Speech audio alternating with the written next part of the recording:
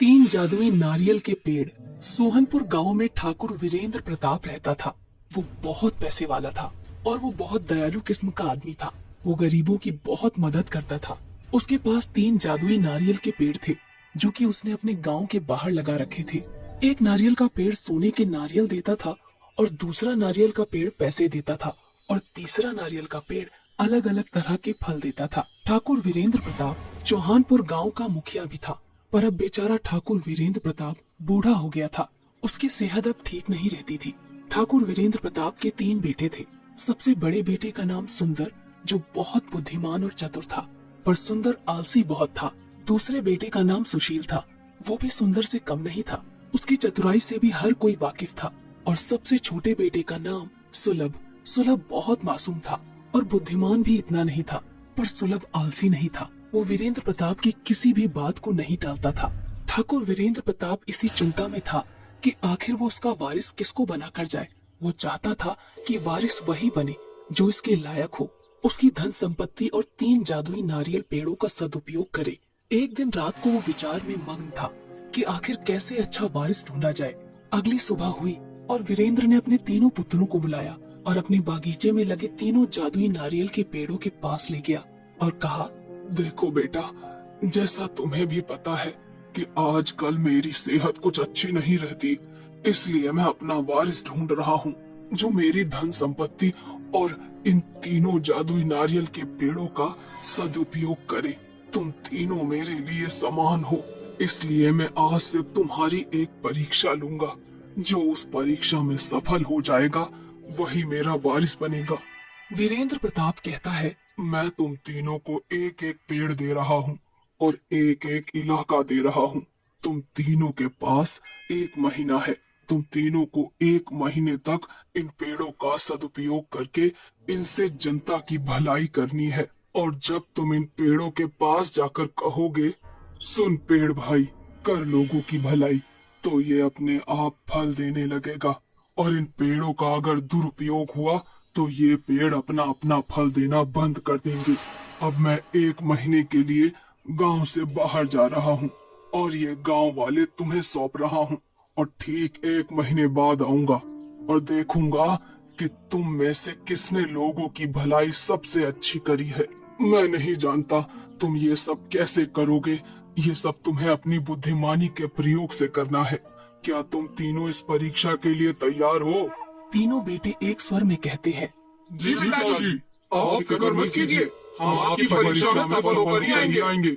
सबसे बड़ा बेटा सुंदर मन ही मन सोचता है, ये परीक्षा तो मैं ही पास करके आऊंगा और गांव का मुखिया बनूंगा। आखिर मेरे में कमी क्या है? ये दोनों तो मूर्ख ठहरे। दूसरा बेटा सुशील मन ही मन सोचता है, आखिर वो तो पिताजी को भी पता है कि मुखिया कौन बनेगा। मुखिया बनने के लिए योग्य सिर्फ मैं ही हूँ। मैं सुंदर भैया से किसी काम में कम नहीं हूँ और सुलभ तो इस परीक्षा में कहीं है ही नहीं। सुलभ मन ही मन सोचता है, पिताजी ने यह परीक्षा रखवा कर अच्छा किया। चलो, हमें भी अब थोड़ा मदद करने का पुण्य मिलेगा। वीरेंद्र सिंह बड़े बेटे सुंदर को सोने के नारियल वाला पेड़ दे देता है। फिर दूसरे बेटे सुशील को नारियल के पैसे वाला पेड़ दे देता है और सबसे छोटे बेटे सुलभ को तरह तरह के फल देने वाले नारियल का पेड़ दे देता है और कहता है, ठीक है बच्चों, अब मैं चलता हूँ। मेरा आशीर्वाद तुम तीनों के साथ है। ऐसा कहकर वीरेंद्र प्रताप गांव से निकल जाता है। अगली सुबह होती है। तीनों बेटे अपने अपने पेड़ के पास चले जाते हैं। सुंदर सोने के नारियल वाले पेड़ के पास जाता है और सोचने लगता है कि अब लोगों की भलाई मैं इससे कैसे करूं। वो पेड़ के पास जाता है और कहता है, सुन पेड़ भाई, कर लोगों की भलाई। इतने में ही पेड़ से सोने के नारियल निकलने लगते हैं। सुंदर उन नारियल को सुबह सोने की दुकानों पर बेच देता है, पर जैसे ही पैसे आते हैं वो सोचता है, मैं लोगों की भलाई तो बाद में ही कर सकता हूँ, अभी क्यों ना ये पैसे मैं खुद पर खर्च कर लूं। ऐसा सोचकर वो उन पैसों से खुद के लिए शराब खरीद लेता है। वहीं दूसरा बेटा सुशील पैसे देने वाले नारियल के पेड़ के पास जाता है और कहता है, सुन पेड़ भाई, कर लोगों की भलाई। उसके पास भी बहुत सारे पैसे आ जाते हैं। सुशील उन पैसों को बांटने के बजाय उन पैसों को लोगों को उधार देने लग जाता है।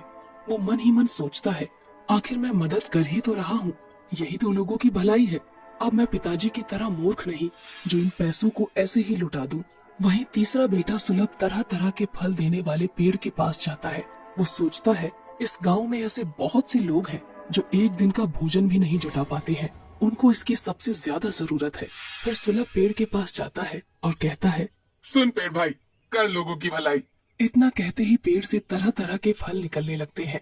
सुलभ उन फलों को गरीबों में बांट देता है। सुलभ अब रोज ऐसा ही करने लगा। वो पेड़ के पास जाता, मंत्र पढ़ता और उसमें से जो फल निकलते वो उन फलों को गरीबों में बांट देता। उसे लोग बहुत दुआ देकर जाते। वहीं सुंदर तो बहुत शराबी हो गया और उस पेड़ से जो भी सोने के नारियल निकलते उनको बेचकर शराब पी लेता था। उसकी सेहत भी अब बहुत खराब हो गई थी। दूसरा बेटा सुशील, वो तो मानो गरीबों की मदद करने के बजाय उन पर जुल्म ढाने लगा था। सुशील पैसे तो दे देता, पर अगर किसी ने उसके पैसे वापस देने में देरी कर दी तो उनको मारता पीटता, उन पर जुल्म करता था। ऐसे ही धीरे धीरे 1 महीना बीत गया।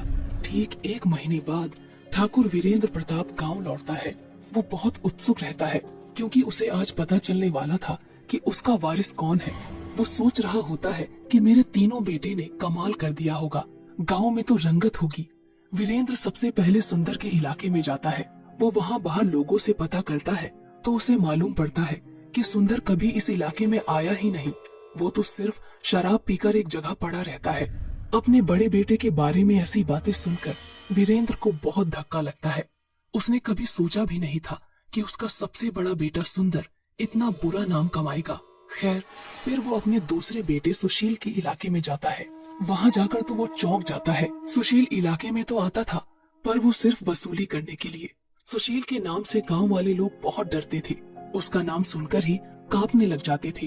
अपने बेटे के बारे में ऐसी बातें सुनकर वीरेंद्र को बहुत दुख होता है।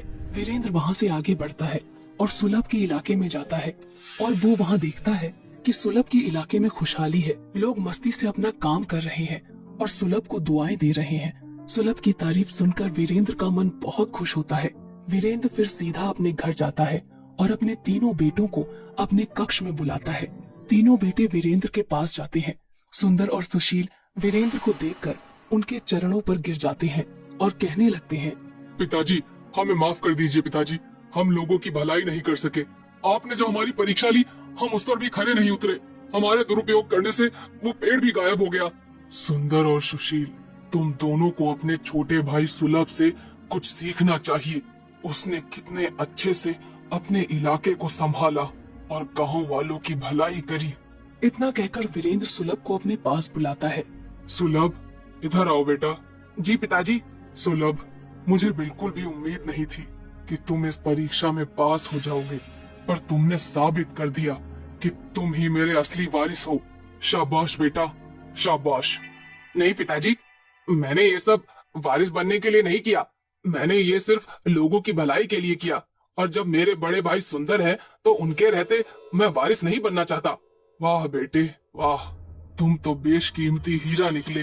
तुम्हारी सोच को तो तुम्हारे पिता नमन करते हैं। तुम इस परीक्षा में पास हुए हो, इसलिए असली वारिस तुम ही हो बेटा। ऐसा कहकर वीरेंद्र सुलभ को गले लगा लेता है और अगले ही दिन सभी गांव वालों के सामने सुलभ को अपना वारिस और नया मुखिया घोषित कर देता है।